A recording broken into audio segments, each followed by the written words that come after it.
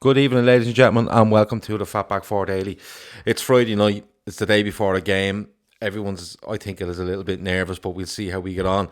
This show, of course, is brought to you by Paddy Power. Paddy Power is a bookies, a website, an app. If you gamble responsibly, and do so with Paddy Power if you get the chance. All your odds on Liverpool, all your odds on football. There's LFC Day Tripper specials. There's all odds on every other sport and everything else beyond that.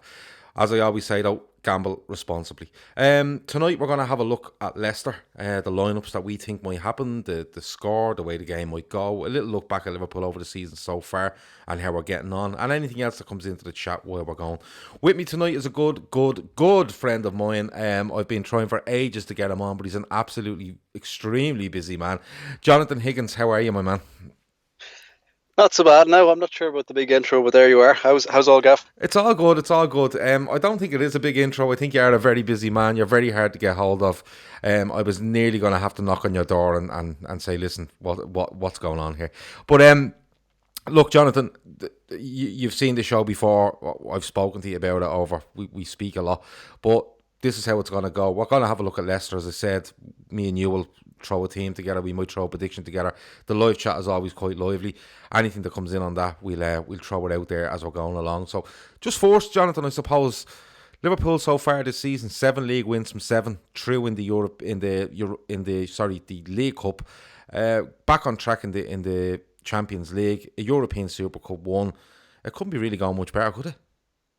Yeah, it's interesting enough. You see Twitter sometimes, and you'd wonder, do they remember different times that we've both have experienced? It's been a fantastic start to the season.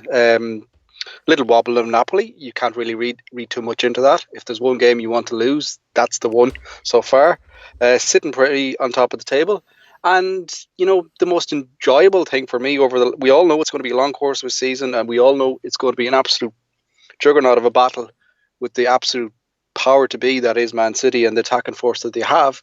But so far so good, and most pleasing for me is you feel like we're only in second or third gear. Yeah, you feel like there's a lot of improvements in the team. We've seen small tweaks, I suppose tactical tweaks more than anything, to the evolution of the team, particularly this season. And you see them slowly. We've seen the kind of negative effects of them, where we're a little bit more, I suppose, leaky at times.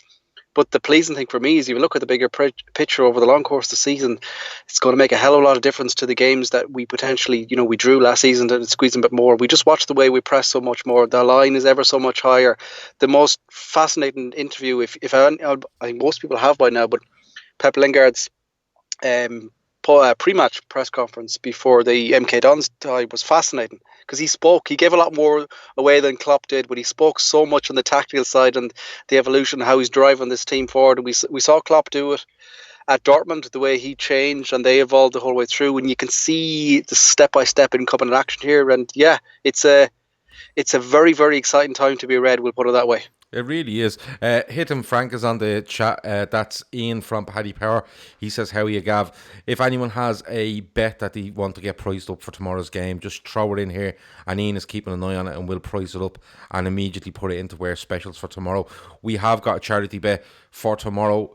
I need some suggestions. We are off the mark with Mane scoring the other night and Liverpool winning and getting corners and all sorts of stuff. So if you have a bet for tonight, throw it in there, and the best one I see on the screen, I'll give it to Ian and get that bet on tomorrow, and we'll try to get more money for charity come the end of the season.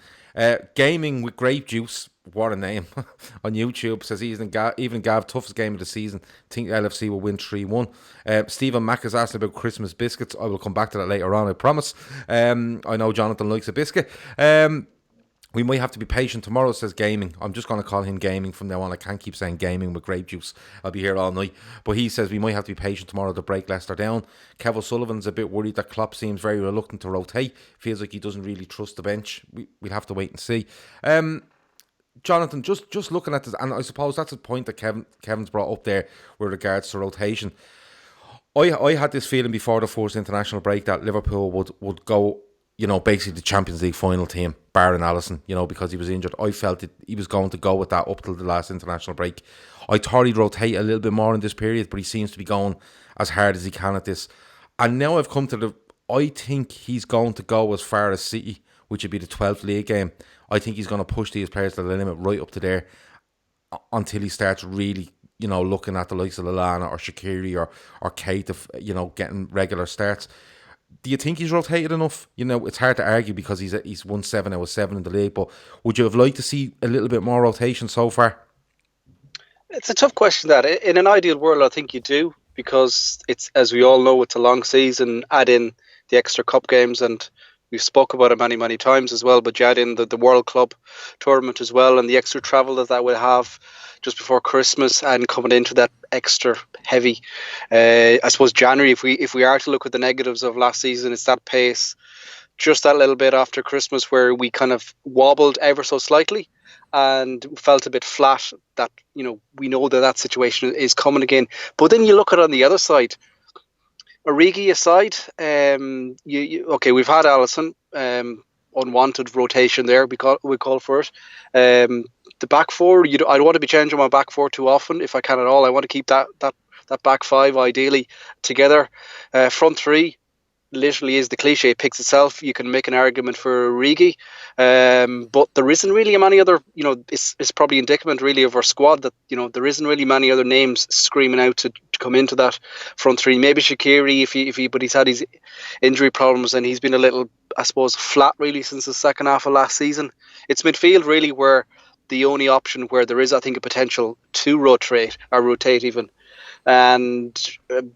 The way Klopp, we all know the way Klopp has his team set up, particularly when he goes with his bread and butter of the 4-3-3. So we've seen limited rotation with the likes of Henderson, etc. But Naby Keita's coming back from injury. Lallana seems to be forever injured, coming back from niggles the whole time. Chamberlain is a similar boat. So there isn't really the options to come, this game we can go here, we can swap this out. We haven't really had that luxury. I suppose you have to disregard the League Cup tie against Dons in that regard. But you look at the fixtures, he very much has picked this first block, and that's what you've seen in the performances. Really, let's get over the line, get these wins out of the way, and then we'll look. You maybe possibility look at the game where he might make one or two, but there's going to be nothing drastic. But Klopp prides himself in terms of his sports science and his nutrition staff that he has to get players that are ready to go heavy to the mat. And, he has his tried and trusted generals that he's going to go with. And, it's very hard to see him edge from that, because at the moment, being blunt, we don't really have that many options, I feel, to throw into a game. We've even look midweek, people are always crying out for Gomez, but you see the difference throwing someone in makes. Now, don't get me wrong, not all the goals were his faults, whatever, but it definitely did rock the boat a little. And there's a reason why Klopp goes with his tries and trusted, and he likes to stay with him. And I think we're going to see more of that for the next short while, anyways. Maybe when they get a bit heavy and players, the likes of your Naby Keitas and your Chamberlains, etc., come back into it, you might see a little bit more flicking, a bit more. He has a few more possibilities, but until then, I think prepare for more of the same. Yeah, I'm with you on that. I think Gomez looked like a player that hadn't played a lot of football when he went on the other night. Now, don't get me wrong, I don't think Virgil van Dijk was very good. I don't think Fabinho. I don't think the midfield functioned very well from about 30 minutes on the other night. But I'm with you on that, and especially you hit a chord when you talked about the World Club Championship or World Club Cup or whatever they call it. You can see that it's going to have a big effect on us. We're only getting one game cancelled over that. I think it's West Ham away, which will be moved into the new year, and will probably end up being a midweek game somewhere in between Champions League games, all things being equal, unless we go out of an FA Cup and so do West Ham. That kind of way. But I would worry if we got now up to City. Fair enough. You're looking at a game against Leicester, an international break, and then you have United, Spurs, Villa, and then City, and then you could look at it. He may be going along the lines, Jonathan, of saying, I get into City, get that game out of the way where we're going full pelt, have a look where we stand. We could end up being, we could come out of the City game level with them. We could come out of the City game 9 points clear them. You know, the kind of way you don't really know. Obviously, you don't know until you play the other games. But you may be looking at something then where you're getting into your December fixtures, and you know he'd start bringing players in and getting them a good run and go through that World Club Cup and hope to come out of the back of it where he's leveled off with who he's using, so he has got a fresher squad going into January. Because I said it to Phil last night on the show, I have 3 markers in the season, Jonathan. 1st of December, I think 1st of December, 1st of January, and then probably around the 1st of April. And then you know exactly where you are. So it it is a balancing act. But you made a good point. Klopp and his backroom staff are really, really good at watching players, how fit they are, their stamina, you know, everything that comes with being a Premier League footballer. Byron asks, is there a winter break this year? You know what? When he asked that question, I thought to myself, I thought we had got a winter break this year. I thought there was something where there was going to be a winter break coming in 2019-20. I think it's just more that the fixtures aren't going to be as heavy. Right, you spread them out a little bit more. A little bit. I think we go. We still have. I think there's an extra week pushback. Remember last season it was crazy where they piled them up over Christmas and then they kept on going to January. There's no break. They've just been a little bit more smarter, I think, with it. I think it's going to be less games on TV over the period, but I think by and large, I'll have to look at it. You caught me on the hop there a little bit, but I think it's definitely not a full break. Yeah, no, he caught me on the break, but it's just when he caught me on a hop as well, and it's just when I seen it, I thought, yeah, I do remember something coming up about that. Kev O'Sullivan says, if Jonathan is right, bearing in mind that some of the players have had, we may hit a wall. I think he's going to get them going. I think he might get this until City, and I do think it will level out. But look, we'll have to wait and see. Look, Leicester tomorrow. It was always going to be a tough game. They've started the season quite well, although they let themselves down in the one game where they should have went and won, and that was United away. They let themselves down badly. I think the whole game is being hyped up a bit because of what happened with Salzburg during the week. Although we won, I genuinely think Liverpool just managed the game badly and took their eye off the ball for 15-20 minutes and then went back and looked quite comfortable when I went and looked back at it. You know, the kind of way. But this one tomorrow, Jonathan, your initial thoughts on it? How do you feel? How do you feel this game may go? Just style-wise, I suppose. You know, Brendan Rodgers coming back to Anfield for the first time and stuff like that.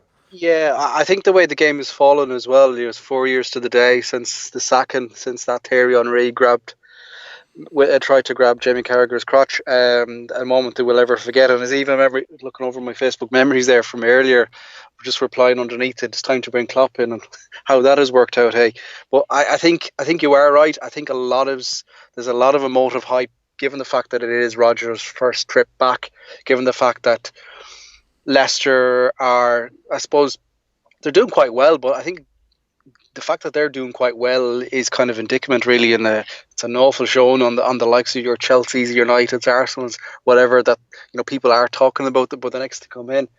Don't get me wrong, Leicester are a very good, dangerous team. I would suggest the way they have the potential to be set up against us, but you have to be confident. We're at home, like the old cliche. We're at home.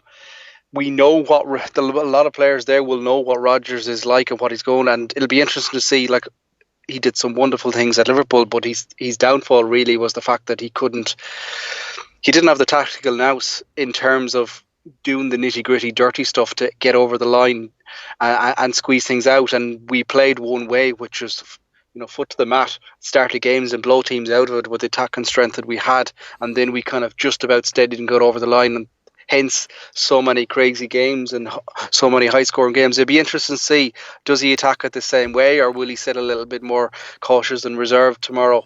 They're side in decent form, but as you said as well, the one big test they had this season was at Old Trafford, and I genuinely thought coming into the game that United were there for the taking, and they completely belly-flopped. And look, we've seen since just how bad United are. Like, if anybody had the misfortune of watching them Thursday night, I only caught the end of it, thankfully. No, I didn't. But it was dour stuff. Like, I tweeted at the time, I genuinely thought that United were in the red, because I saw this team absolutely dominant, charging forward from goals all over the opposition. And then a couple of minutes later, I realised it's actually the Holmes team home team wearing the red. So that was kind of say what you want out of that game. Like decent record against Leicester. They're always exciting games. We do quite well at them at home. It's an interesting point, and I was asked, I think, on a show before Salzburg about Adrian / Alisson, and more so on Alisson's, I suppose, reintroduction into the team. And my mind at the time was pretty clear that, we don't rush Alisson back. We wait till the United game after the international break, make sure he's right, and come back in because Adrian was doing so well. Little bit of wobble midweek there. One or two hairy moments on the ball. Got charged down once, I think, in the second half, just after half time. Jamie Vardy is going to be looking at that, and he is going to be licking his lips, because he is just going to be like a light out of a gun trying to go forward. That's the one argument for bringing Alisson back. I know Klopp said today, he's back training with the group, and he didn't really give a lot away in terms of his bringing it back. That for me has, from what was a dead cert to say no wait, is now a decision to be made. I think you're looking a bit more at his fitness and how he's going to cope. But I do feel we'll have enough tomorrow. I think there's a lot made about this Leicester team. They're a decent attacking team. Arguably, probably, I suppose it's a conversation for another day, but I think this team is arguably better than the team that won the league. I think they have a bit more balance about them now, particularly in midfield. But have they enough to do it? I'll rephrase it and you throw it back on your head. I think if Liverpool and we play to our ability and match that little bit of work rate that they will have, I think we'll have enough to win the game tomorrow and march on. Be interesting to see your thoughts on it. Well, the Adrian thing is interesting, and I was talking to Phil last night on the show, because Phil loves his goalkeepers, and I was asking him about Adrian, and I mentioned this block that you're talking about where he gets charged down. He shapes like he's going to kick along, and he tries to be cute and play at the Gomez, and it hits the Salzburg forward and just goes wide. And I said to Phil, he's had a couple of those. I thought he was over after Southampton. He goes, no. He has one of them nearly every game. He has a hairy moment every game, he said. And Phil says, I want him to do it in the first 5 minutes, and then we know it's out of the way. The kind of way. But I can't see Alisson coming back not that quick. Apparently he's been in decent training for about 10 days now. Apparently he's back in the team training. I can't see it. I can see him staying off international duty, and I can see him walking right through and being back for United. You have a great point with Vardy. Vardy will sniff anything out if he even thinks that Adrian's going to hesitate for a second. I think the instruction to Adrian will be, if Vardy is within 25 yards of you when that ball comes back, you put it up that pitch. Away! It will be, because the thing about Vardy is Vardy will kind of hang there looking, and the minute you take that touch, that's when he moves. That's when he moves. If he sees any little sniff, that's when he moves. I agree with you. I think if Liverpool play to the potential, they'll beat anyone in this league. That's my opinion. They'll beat anybody in this league if they play to the potential. And I include Man City in that. Tomorrow, I have a feeling that if Brendan Rodgers looked at that Salzburg game and got encouragement to come to Anfield and have a go, I think it suits us down to the ground. Oh, absolutely. That's the thing. Really do. Every opposition team now, isn't it? Get them out, get them to push up on us, and then we can go, because we'll smash anyone apart on the break. Yeah. And Stephen Mack does say there Vardy is going to be all over Adrian. Maverick says Adrian is a sound number 2. I see no need to play Alisson at the weekend. I'd agree with you. The only thing that Adrian doesn't put confidence in me is when he tries to be too cute. Just put it up the pitch and we'll go and win it. We're the best around at winning ball back. So that, there's no problem there. But, something, if it encourages Rodgers to come on to us, I'm quite happy with that. I really am. I would have expected Leicester to come, not put 10 men behind the ball, but sit quite deep and be quite patient, and then look for the balls down the sides for Vardy to chase after, and maybe a Harvey Barnes backing him up, or Maddison, or indeed whoever plays. But if he's encouraged to come at us, I fancy us. I really do. They're a good side, Leicester. I really like their fullbacks. Really like their fullbacks. Their one centre half, I think, is he Turkish? The UK. Don't Yeah, ask me to pronounce his no, I'm name, not pronouncing his or name either. something like that. But no, he's a raw, angry defender. Yeah, no, he's But really good, and he's been earmarked for the last year to come in, because I heard Pete Selby, the Leicester fan, on the Cop Table podcast last night, saying that they'd earmarked him because they knew they were going to lose Harry Maguire. They knew it, the kind of way. I like that. I like that midfield. I like most things about them. I really do. But the United game, they were atrocious. And away against Chelsea, I think they get a 1-1 draw, I think it ends up. And they should be 4-0 down after about 40 minutes. yeah, They no, they they quite. sit back, and they were being opened up, and then they came out and had a go at Chelsea. It wasn't really working for them. They sat back a little bit, but they were much more potent on the break and should have won the game in the end. So it's very hard to pick out what way Leicester may play, may approach this. But I'm hoping that Rodgers sees, Rodgers shoots for the stars tomorrow. I really hope he does, and if he comes out and he has a go with us, they're good on the break. We're even better. That kind of way. So, Maverick cleared up the thing on the break. It's a staggered break over the winter. So basically, they try give teams breaks here and there, and effectively you get a week off. So that's the way that this winter break goes. But just looking at, we're gonna have to talk teams and who you see starting and playing and stuff like that. What's your team for tomorrow? I think he will stay with Adrian. Joel is still injured, so it's going to be the same back five as Wednesday night. Do you know what? Sorry, just to interrupt you. Matip is out. Is there any? I just heard Matip has a knock and he won't play. Is there any information on what the knock is? Is it something could it be a couple of weeks? Could it be, or is it just one of those things? He's not going to make a game this week. Have you heard anything on it?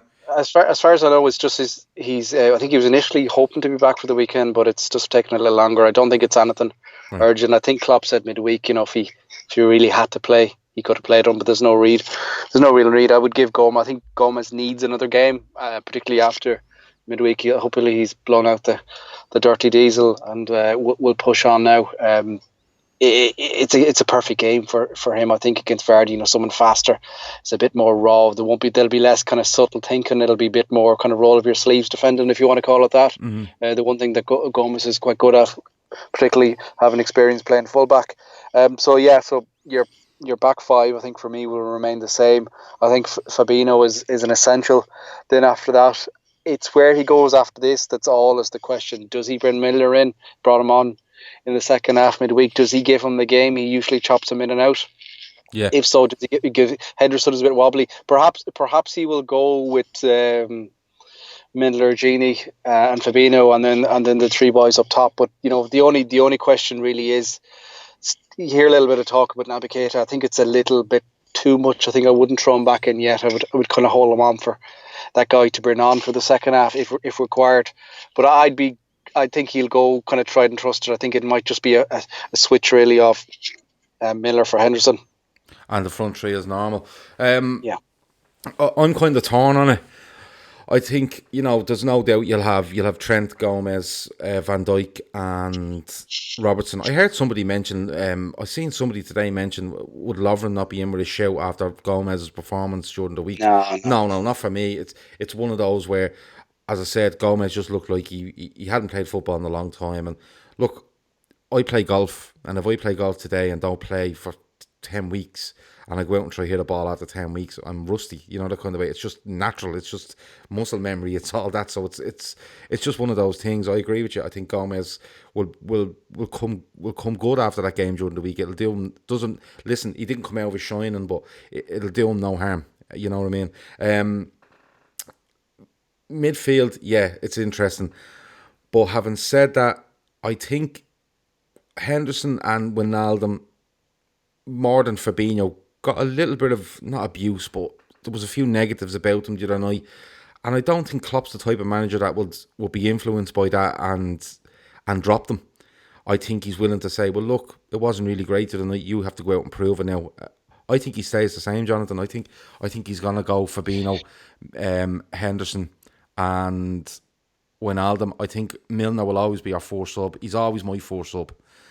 Yeah, get him on. If you're winning the game, he closes it out for you. If you're losing the game, he comes on and he's great tempo to him. He doesn't do anything outrageous, but he just does what he needs to do. He's always my first sub. Origi, could he get a chance? I don't think so. I think the front three will stay the same. But Origi's really impressed coming on as a sub the last couple of times. The way we've changed that system a little bit, and when we've changed the system, he's had a really good effect. You look at the rest of the bench. Will Lallana be on it? Shaqiri, I don't know if he's still out injured. Brewster's been in and out with regards to being on the bench, and that's probably because Origi's available. So I'm actually going to go with the same team to start the other night. One, because I think it's his plan, and two, basically telling the players the other night that wasn't good enough. You need to go out and redeem yourself, regardless of whether you won or not. Kev O'Sullivan says he likes the balance of the 4-4-2 gives us that we finished the last two games with. Yeah, but I think on that, Kev, I think Leicester are definitely going to go with a 3 in midfield, and they like to try hold the ball. Brendan Rodgers' teams, they actually do like to be quite dominant in the middle of midfield and get at people. So I can't see us going with 2 in.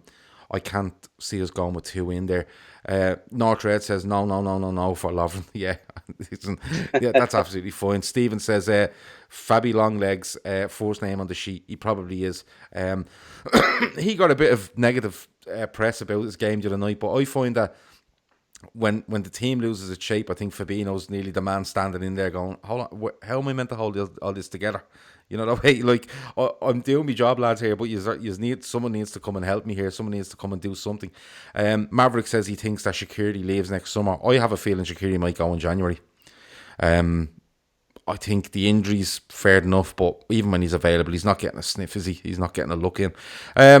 Jonathan, we're going for 8 out of 8. I said if we get through this and we get into the international break, the United game is absolutely monstrous for me, because we've gone there the last 2 years. We haven't been favourites, or we have been favourites. Apologise, and we haven't played to our potential and put them to the sword. I've said if we beat these and we beat United, I think we go into the City. I think that'll be 8, 9, and then you have Spurs and Villa is 11. I think we'd be going into City 11 from 11. Yeah, and it's the way you want to be going into that game. Yeah, you don't want to give them a sniff, do you? No, they're at now, and you can see, like I said at the start of the season, it was you wind yourself back to the community class / charity shield, whatever you want to call it. But have you ever heard mind games for a game of that irrelevance in all your life before? When Guardiola's out straight away, the Champions League, I know it's the expression you see, and it drives me mad because it's so overused, but rent free. But sadly, I have to agree, the Champions League and everything that went to it completely distorted and completely almost wrote away City's unbelievable achievement to claw back the league title. And then Liverpool took over, and it just went nuts, and it's got more and more and more in here. And how many times do you hear Guardiola referring unneedlessly to Liverpool in his press conference, etc., etc.? So they're there for the taking. They're very much starting them. This is killing them, just like the I suppose the fortunate nature of the goal against Sheffield United. That type of a win is killing them, because we look, Gavin, we've been following Liverpool. It's good times now, but we've seen enough dark days over the years. Oh yeah, you know how much results like that from your opposition's teams, you know how much they just rip at you, and they just tormise you almost. They're really, really hard to take, and Liverpool are doing that more and more and more. I think it's so crucial to be going into this City game at Anfield absolutely flying, and put them under, keep that constant pressure that's there, and keep that little edginess between them. You're right as well about United. Look, United is always a huge game, but it can't be any more bigger this, really, for a number of reasons. But if you look at United, right, I've seen some terrible teams, terrible Liverpool teams beat United when they're in their pomp. You know, so going to any United at any time, no matter how good or bad or indifferent they are, it's always a tough game. But I think mentally, you know, this one against Leicester is mentally huge. Simply because, one, it's before an international break and we can walk out of this going 8 out of 8, lads, do what you want, right? 2, it's one of those games where we should have won last season in snowy conditions and didn't, okay? And then you go on to United and it's the same again. We drew there 0-0, I think it was, last season, and we should have beat them. They had to make 3 subs in the first 35 minutes. We should have dismantled them, and we didn't. And mentally, to go and do Leicester and go and do United, and then also go away at West Ham when you need to go away to West Ham and do them as well. There's certain draws out there that you take and you go, you know what, it's a draw. I think we drew away to Arsenal, maybe in different bits and pieces. Everton, another one. But there's little markers there mentally for this team that can, and Klopp should be looking at and saying, lads, these are flying. But do you remember this game last season? We were 1-0 up after 4 minutes and we made a mess of it. Do you remember going away to West Ham being 1-0 up, didn't play well? Do you remember when we went to United and they were all over the place and we didn't put them to the sword? They're the little triggers that you give players, before games, and you say, we're brilliant, but you need to put a marker down here.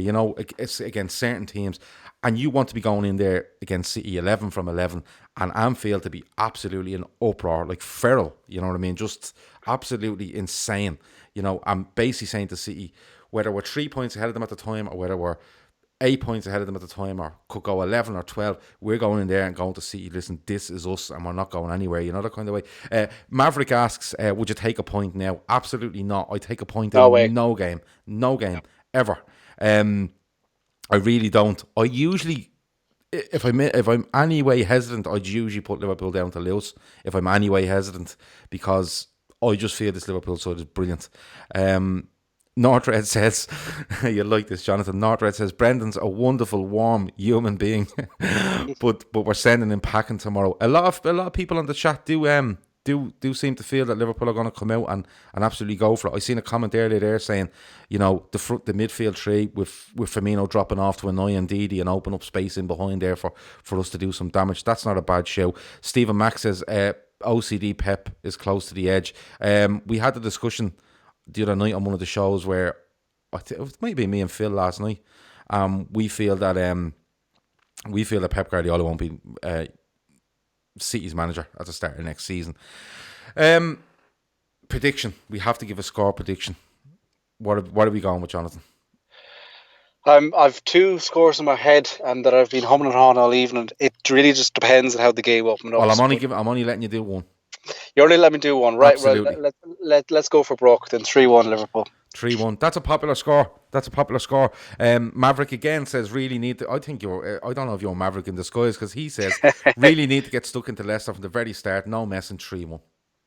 A positive start. Like it's the game really. We've seen the evolution of the tactics and changed ever so slightly here and there, but it's a game really where you'd like to see just the heavy press, just that heavy start, get into them straight away, because they'll fall then. I really do think that. I think it's just a case of matching their energy for the first half an hour, and then we can grab a hold of the game and just play nice and composed. But I just think, my second prediction, one that are not prediction, the one that I was the score that's hung on my head, you'd be glad to know, was 2-1 as well. So it's I'm predicting a win either way. Okay. Liverpool versus everybody on YouTube says Gomez will be fine tomorrow. He just needed a warm-up. Adders 25 says 2-2. Stephen Max says 4-2. That's a score every single week. He has Mane down for a hat-trick. He always does it every week. Maverick says 6 points each from Everton, West Ham, United, Spurs, City, Leicester, and anything is possible.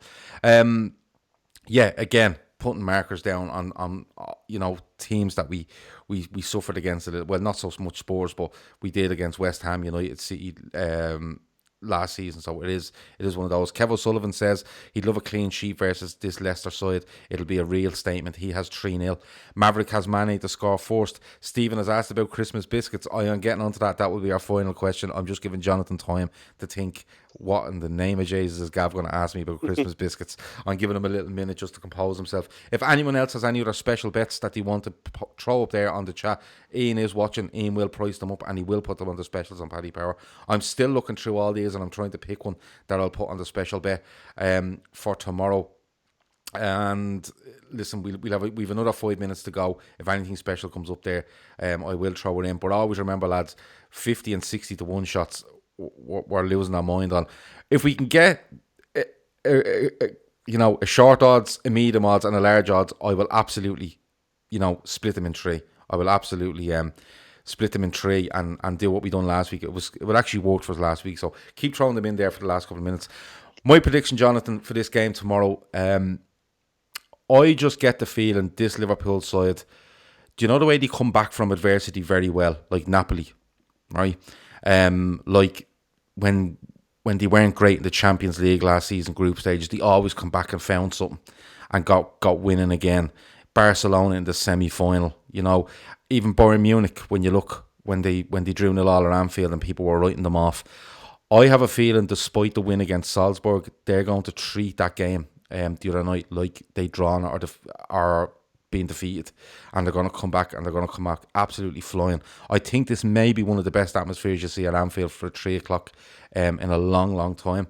The return of Brendan Rodgers, although it being romantic, I think it might work against Leicester, and I really rate them. I said it at the start of the season, they're probably the most interesting side for me outside of Liverpool to watch this season, and Spurs and United for different reasons theirs as well. So my prediction for tomorrow, I'm going to go 4-1 Liverpool. I think. Yeah. Okay, I wouldn't be surprised, because you are right in the fact that when you look back at it now, we didn't think it at the time, but blowing that 3-goal lead and then coming back is the perfect scenario, because don't you know well, Klopp will absolutely tear strips of them all throughout the week. Can you imagine being in that video review room? Oh yeah. Can you imagine all the things that he was saying? Yeah. Yeah, you're right. And yeah, I agree with you with the whole Rodgers thing as well. I think it'll be, don't get me wrong, he will, and he deserves a good reception off the fans. But on the flip side of that, it motivates you even more to roar. And you look at the demand for tickets for this game. It's crazy. It's a place to be. I fully expect the place to be absolutely hopping, and I just expect that fast start. And you're right. I wouldn't be surprised if we do go even if I can get my words out and score 4. Yeah, I just think if we come out and batter them, and say we go 2-0 up, they might get one back, or even 3-0 to get one back, we'll manage that game a lot better than we did the other night. And I always say it, when Liverpool manage games and actually slow it down that little bit, we're always looking for this heavy metal football they talk about and 100 miles an hour and go. But if you watch when Liverpool slow games down, pass it and move it and pass it and move it, and not so even probing, they're not probing, they're just passing and moving and floating around, and players are changing positions, chances open up. They really do, usually from the fullbacks getting in behind, because teams are being pulled left and right continuously for minutes and minutes on end. So I'm just going to go with 4-1. Carl Duff has Liverpool to win and Salah to score 2. Carl, I'm going to take that bet and I'm going to put it down as one of them. I think I've seen somebody saying, yes, Kev O'Sullivan says Fabinho and Ndidi booked half-time draw, Liverpool full-time. I'm going to take that one and I'm going to put it in. And then, do you know what? Stephen, give us your bet again and I'll put that in again and we'll have a go with it. I'll put it down as a small bet. I think Stephen's bet is, I think it's always Liverpool 4-2 and Man to get a hat-trick. I think it is that. So you're not going to go with the tried and trusted where we both agreed on both teams to score over 2.5 goals or something like that? Well, you could do that, but I think that the odds would be very, very short on it. Both teams to score, you're guaranteed 2 goals there and the 2.5. If you were to put both teams to score and over 5 goals, you might get something out of it. But I think I'll put those 3 down this week. Right, Christmas biscuits before we go, right? You can take it whatever way you want. Christmas biscuits. Because I had a question the other night, and I think it was Roses versus Quality Street. I went for Quality Street. What's your take on that? Roses or Quality Street? Oh, Quality Street all the way. I'm not a big Roses man, I have to say. Yeah, even celebrations over Roses. Yeah, Roses have gone downhill, haven't they? No, not for me now. Not having that at all. They might be the old classic, but not for me. Yeah, I think they have gone downhill. So the people at Cadbury's won't be sending me any free stuff. They definitely won't. So there's no point me going on Twitter and telling them how much I love that product. They won't send me anything. Maybe Kiara or my Waddy will. I drink a lot of that stuff on the show. Maybe if I start tweeting those people, they will send me some free stuff, but I'm not really going to bother, you know that. Both teams to score and over 2.5 goals is even.